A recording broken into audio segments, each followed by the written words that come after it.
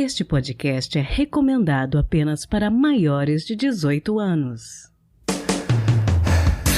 Sexo Explícito. O podcast para você gozar a vida.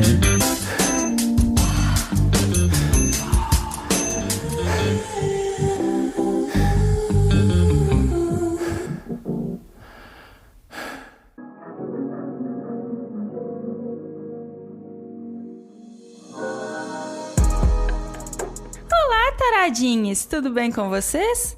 Aqui quem fala é Priscila Armani e esse é o Sexo Explícito, podcast que acredita que falar de sexualidade é falar também de métodos contraceptivos. No episódio de hoje vamos esclarecer alguns mitos e verdades com relação à pílula anticoncepcional. Este medicamento trouxe uma revolução e mudou os paradigmas reprodutivos da humanidade, dando a quem engravida autonomia sobre o seu corpo. Mas fora a diminuição na quantidade de hormônios em sua fórmula, a pílula basicamente permanece a mesma desde a década de 1960. Conversamos com a ginecologista e obstetra Mara Rúbia e buscamos saber por que tantas pessoas atualmente falam mal da pílula e não recomendam o seu uso. Um bate-papo que ficou super esclarecedor. E antes de irmos para a entrevista, gostaria de pedir que você considere apoiar financeiramente o Sexo Explícito e possibilitar que nós possamos melhorar o podcast. Por apenas R$10 por mês,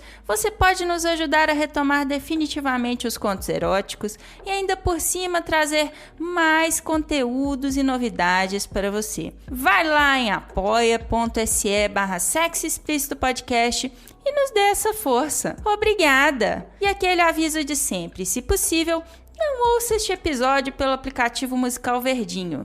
Se você insistir em ouvir pelo Spotify, é sua obrigação moral ir no aplicativo e me dar uma nota alta, hein? Lá eu sofro com as notas baixas, que é consequência de boicote de puritanos. Se você for nosso ouvinte pelo YouTube, agradeço imensamente se puder se inscrever no nosso canal Sexo Explícito Podcast e deixar o seu like. Beleza? Então, bora pro episódio!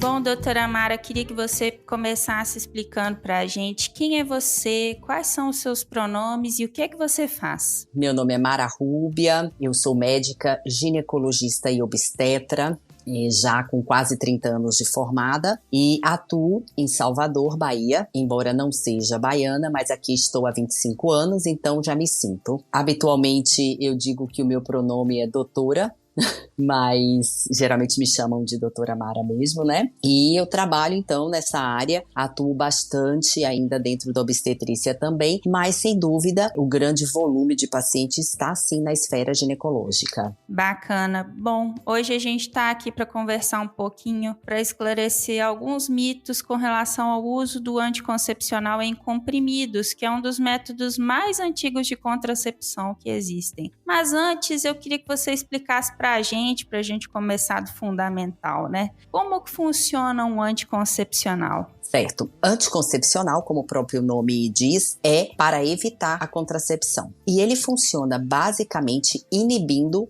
a ovulação, pois para que ocorra a gravidez é necessário que haja ovulação. Esse é o princípio primordial. Não só dessa maneira, o anticoncepcional também age em outros pontos, como alterando o muco vaginal, dificultando a progressão dos espermatozoides. Ele altera também a característica do endométrio, que é a camada interna do útero, onde vai acontecer a nidação, isto é, a implantação de um óvulo. E altera também a motilidade da trompa. Para que ocorra a gravidez é necessário que a trompa, que é uma estrutura que sai do útero lateralizada e capta o óvulo no ovário durante a ovulação. Uma vez que essa motilidade, então o movimento da trompa está alterado, ele não consegue captar o óvulo. Então o espermatozoide, se porventura subir, passar pelo útero e chegar na trompa, ele não vai encontrar o óvulo.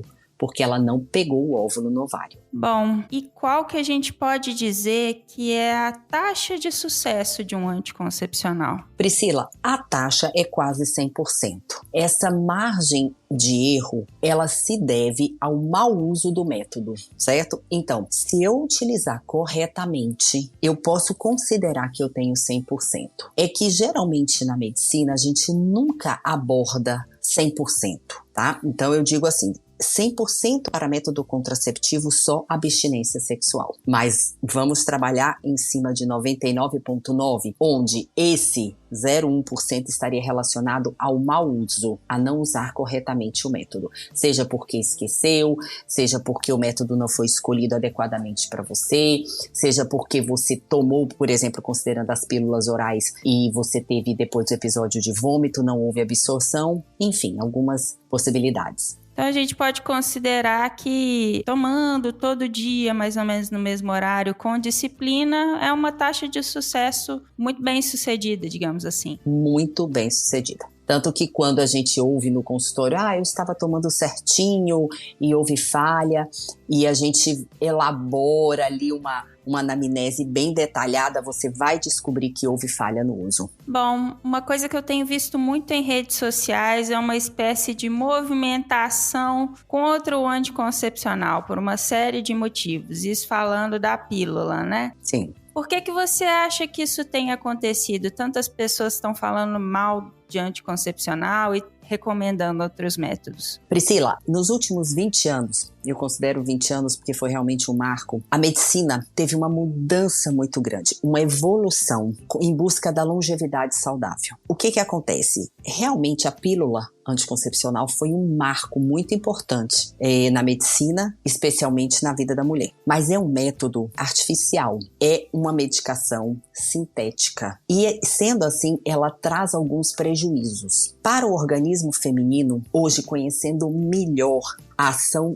dos hormônios, a gente sabe que ela realmente traz alguns comprometimentos. Enfim, ela pode aumentar riscos. Por exemplo, vamos falar do tromboembolismo? Pode. E ela bloqueia o funcionamento natural dos hormônios no nosso corpo. E isso faz com que a gente tenha consequências que podem não ser tão boas. E é o que eu digo, nós vamos precisar escolher. Com o advento de outros métodos contraceptivos, tornou-se possível também estudar outras possibilidades de contracepção que não só essa pílula oral. E foi a partir daí, com essa busca pela longevidade saudável, que a gente começou a identificar que não era tão ideal utilizar um método artificial que mudasse tanto a estrutura hormonal da mulher para a contracepção, uma vez que poderíamos utilizar outros métodos. E assim começou. E a rede social, ela trouxe essa divulgação.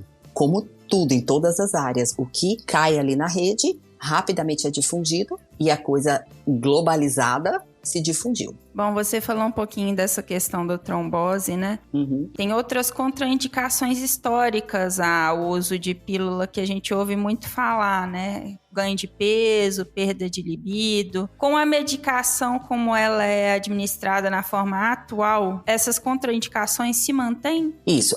São duas coisas aí. Uma são contraindicações e a outra são efeitos colaterais. As contraindicações ao uso da pílula, elas são algumas, até não são tantas. Tá? O que seria uma contraindicação? Presença de câncer de mama, ovário ou endométrio, doença hepática do fígado aguda, descompensada, ou a chamada trombofilia, que é uma capacidade genética que o organismo tem de fazer trombose com o uso de hormônios sintéticos. Tá? Essas seriam as 3 principais contraindicações. De efeitos colaterais, o ganho do peso, a redução da libido, às vezes a paciente refere o desânimo, a dinamia, isso acontece justamente pelo bloqueio dos nossos hormônios naturais. Porque o que a gente está fazendo? Nós vamos utilizar uma substância sintética que teria a função de simular os nossos hormônios em um outro nível de dose para que ocorra o bloqueio do ovário. Se eu estou bloqueando o meu ovário, eu não vou produzir aqueles hormônios de uma forma natural. E um desses efeitos colaterais é sim a redução da libido. Isso é mito? Não, isso é fato. Quando eu uso o anticoncepcional, eu aumento uma proteína chamada SHBG. Essa proteína é como se ela fosse um carrinho. Ela vai lá e tira da circulação a testosterona, principalmente, que é um hormônio importantíssimo para o desejo sexual. Como ela tira da circulação, eu reduzo a taxa de testosterona e, naturalmente, terei uma redução de libido, um desânimo, uma falta de energia. Então, isso é verdade. Sobre o ganho de peso, o que acontece com a pílula? Em geral, ela pode dar um pouco de edema, mudar um pouco o metabolismo e dar edema. Mas eu continuo dizendo que a questão de peso é uma questão de caloria. É uma conta, então eu não posso dizer que ganhei 10 quilos porque eu estava usando pílula anticoncepcional. Tanto que quando a gente pede para a paciente tirar a pílula, ela não emagrece 10 quilos. Então não é só a pílula, mas sim, é um efeito. Bom, além dessas contraindicações que você citou, para qual tipo de pessoa você não recomendaria a pílula? Eu não recomendaria a pílula caso essa pessoa tenha alguma daquelas contraindicações que eu falei anteriormente. Eu não recomendo para aquela pessoa que está em busca de um método mais natural, que não tenha intervenção hormonal. E digo que hoje no meu dia a dia do consultório, eu utilizo muito menos a pílula anticoncepcional do que já utilizei. Antes nós inclusive utilizávamos a pílula como tratamento de algumas doenças, por exemplo, ovários policísticos, que hoje a gente já sabe que não é o tratamento. E voltando para outra esfera, quando, por exemplo, eu indicaria que eu acho super pertinente o uso do hormônio sintético, como a pílula, é, por exemplo, o caso de endometriose, que eu precise naquele momento bloquear um ciclo menstrual para que eu possa iniciar meu tratamento ou temporariamente tratar dentro desse aspecto de bloqueio do ciclo. Bom, você fez um comentário que me deixa um pouco curiosa. Métodos naturais, então você recomenda algum tipo? Na divisão, o que seriam métodos naturais? Seriam aqueles em que você não vai usar nada sintético nem mecânico para bloqueio. Então aí o método natural, eu até falei dessa forma, mas não está 100% correto. O método natural seria apenas a chamada tabelinha. Você verificar seu ciclo e através do período do ciclo evitar a relação sexual no chamado período fértil. Esse seria o método natural. Mas nós temos aqueles que não têm intervenção hormonal, que seriam os métodos de barreira, como preservativo masculino, preservativo feminino ou o diafragma. E teríamos o DIU, que é o dispositivo intrauterino, que hoje nós temos o DIU de cobre com prata e também o DIU hormonal, que entra aí um método chamado de barreira mecânico e também com um perfilzinho hormonal. É interessante a gente falar dessa questão da tabelinha, porque eu não acho um método confiável, né?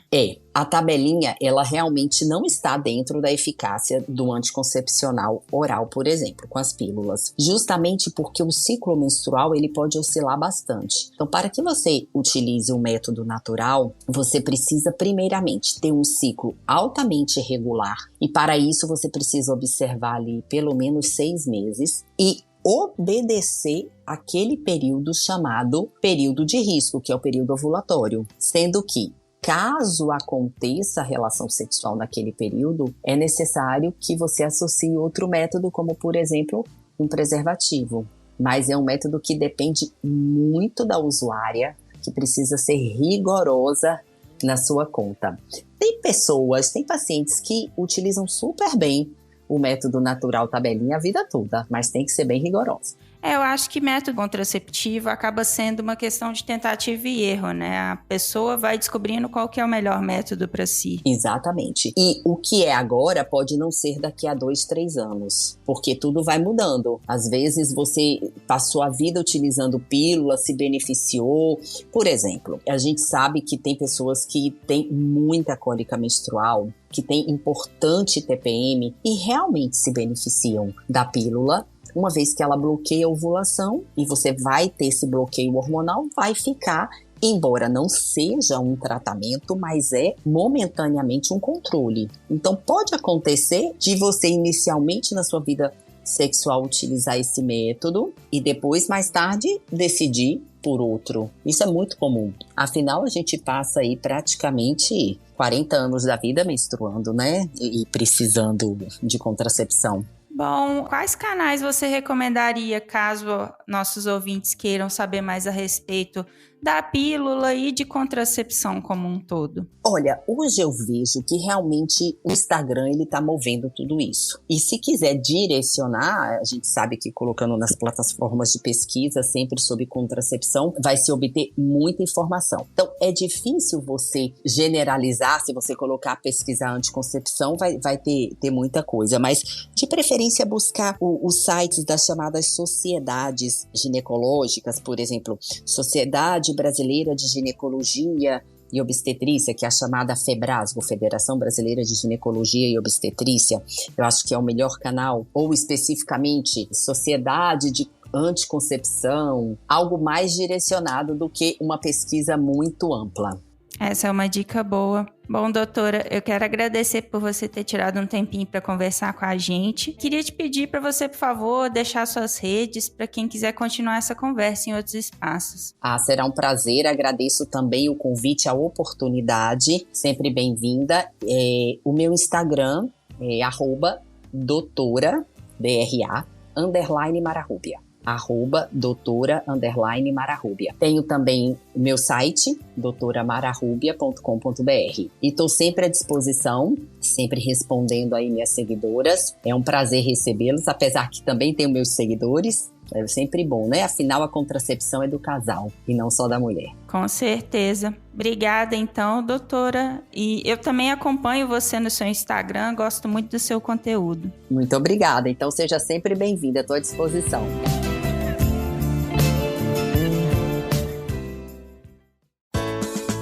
Se toca.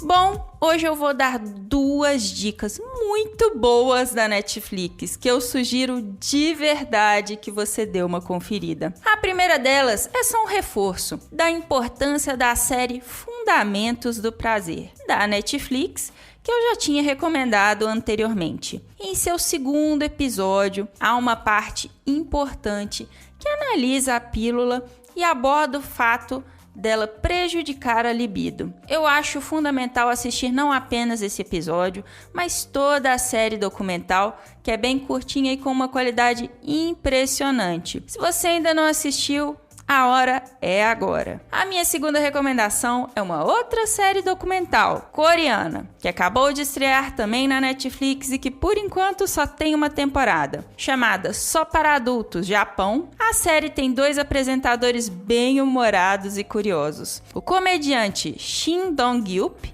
e o cantor Sung Sik-yup.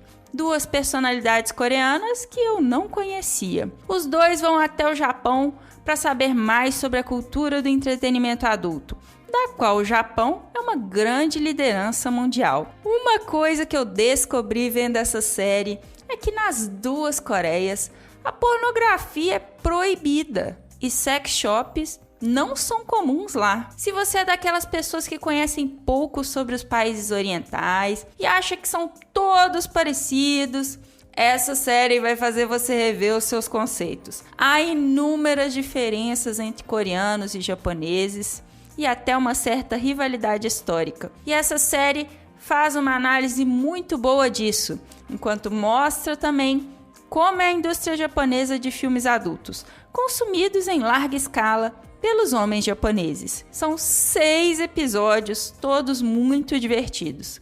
No primeiro, conhecemos as lojas de sex toys japonesas. No segundo, uma entrevista ótima com 3 atrizes de filmes adultos japonesas. No terceiro episódio, conhecemos Shimiken, o ator de filmes adultos que é um prodígio, e entendemos o papel dos atores japoneses nos filmes adultos. Já no 4º episódio, visitamos a Tenga, empresa líder mundial em produtos para masturbação de pessoas com pênis. No 5º episódio, os apresentadores nos levam a Kabukicho para conhecer host clubs e o lendário Holland. Essa parte do Holland é especialmente especial para quem é brasileiro. Assistam e vocês vão entender por quê. E por fim, o 6º episódio é um episódio em que os apresentadores conversam com 3 japoneses sobre encontros, sexo e vida amorosa. Eu maratonei essa série numa sentada e adorei. Tem muito humor peculiar coreano, tem muita entrevista boa e tem muita informação de qualidade sobre sexo e sexualidade. Eu recomendo demais e já quero a próxima temporada. Então, resumindo, ficam aqui as 2 dicas de hoje. A série Fundamentos do Prazer e a série Só para Adultos Japão, ambas da Netflix.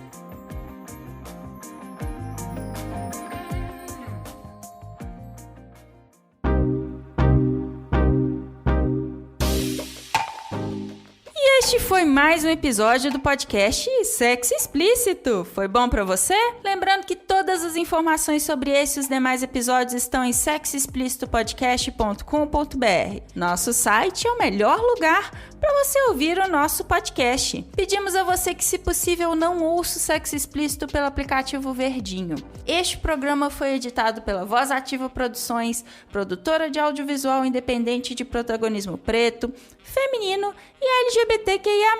Conheça mais no Instagram @VozAtivaProd. Quer ser meu contribuinte? Você tem 2 opções. Pelo nosso Apoia-se em apoia.se/Sexo Explícito Podcast e pelo Pix do podcast, que é também o nosso e-mail de contato, sexoexplicitopodcast@gmail.com. Este episódio não seria possível sem os meus contribuintes do mês de maio: André Santos, Conto Sexo Livre, Daniele Silva, Dri Cabanelas, Edgar Egawa, Gustavo de Carvalho, Magno Leno, Patrícia Canarim e Rogério Oliveira. Obrigada demais por apoiarem Mulheres Podcasters. Estamos no Instagram @Sexo Explícito Podcast e você também pode me ouvir em qualquer agregador de podcast de sua preferência, além do Deezer, iTunes, Google Podcast e também no YouTube. E aí, o que você está esperando? Bora gozar a vida? Beijo!